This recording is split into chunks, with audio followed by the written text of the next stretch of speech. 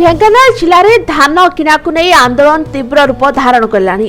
गत 24 तारिख जिले में धान मंडी मानक धान किना प्रक्रिया बंद थिबा बेले एथिरे अतिष्ठ होई आज सकाळु सदर ब्लॉक रो काईमाटी अंचल तारिणी छक ठारे चंद्रशेखर आंचलिक विकास परिषद द्वारा रास्ता रे धान बस्ता रखी आंदोलन ले बसतिले। मोना बिंबाधर साहू मो जने चासी घर बेल्टिगिरी पंचायत रो सबुठो बड़ सोसाइटी होची बेल्टिगिरी सर्विस कोऑपरेटिव सोसाइटी। एठी पांचटा पंचायत रो चासी माने प्राय 2000 चासी धान दियंती। विशृंखला अतीत रे हैला चासी भितरे प्रबल भिड़ हैला तेणु सब चासी माने उद्यम करी एठी दीटा मंडी करथिले। सुरुखुरे विगत वर्ष मानकरे दीटा मंडी हवा फल रे धान जाउथिला। ए वर्ष सरकार कोन कले दीटा मंडी को बंद कर देगिरी सेही विशृंखला सृष्टि करिबा पई उद्देश्यमूलक भाव रे से गोटे जगह समस्त को भर्ती कर देले। 2-4 दिन धान जाइछि तापरे मंडी बंद हैला। आमे डायरेक्ट एटा नाक कहूचे बुले बुले एटा नाक। सरकार जो कहले एफएक्यू धान आनी दबो 3100 टका पाइबो। चासी पाखरे कोठे मेसिन अछि जे से एफएक्यू धान बाहर करि पारिबो। इमिति जणे चासी केही नाहंती एफएक्यू धान देई पारिबो। आमर सोसाइटी रे जेतला मीटिंग कलु धान दबा पई सोसाइटी आमर से ग्रुप जो मंडी नै थिला से भी आमर जदि सरकार दीटा जगह रे 3टा मंडी करथांदे आमे बहुत खुशी हितांदे।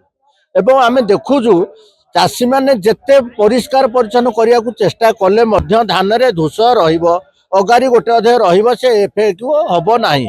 मिलर माने आसीथिले से कहले देखंतु आमे जो धान नबु टिके भलो धान दरकार। मो विभू प्रसाद दौरी जने चासी आम बेल्टिक पैक्स रो ए वर्ष धान मंडी विलंबर आरंभ होला। आमर एटे बड़ पैक्स आम जिले में बेल्टिक पैक्स एटी वार्षिक 70,000 क्विंटाल धान किना जाए।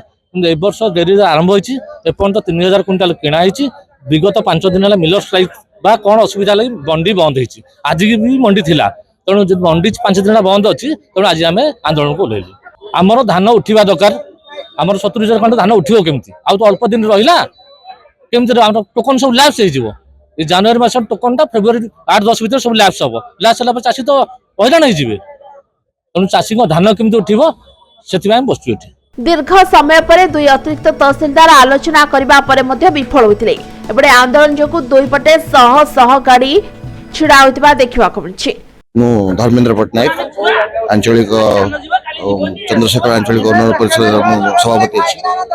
देखा ए वर्ष धानर एमएसपी से 3100 टका करियो बोली कहया पर चासी माने ऋण कर्ज करिकि विभिन्न प्रकार गाउली सुध बैंक रु पैसा आनी लोन आनी कि चाष करथिले। धान बिक्री होइतिले पैसा लोन सुझी थांदे। एबे धान उठी पारनी चासी माने सब ऋण भार रे बुड़ी दैछन। लोकन भीतर जन असंतोष प्रबल। तेणु आमर सरकार को निवेदन गरीब लोक मानकर चासी माने होचन समाजर सबुठु बड़ कृषक होची समाजर बंधु।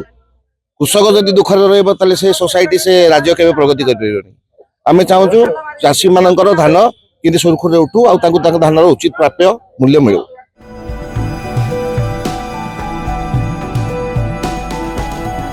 जगारालू संतोष कुमार सतपति रिपोर्ट समय लाइव।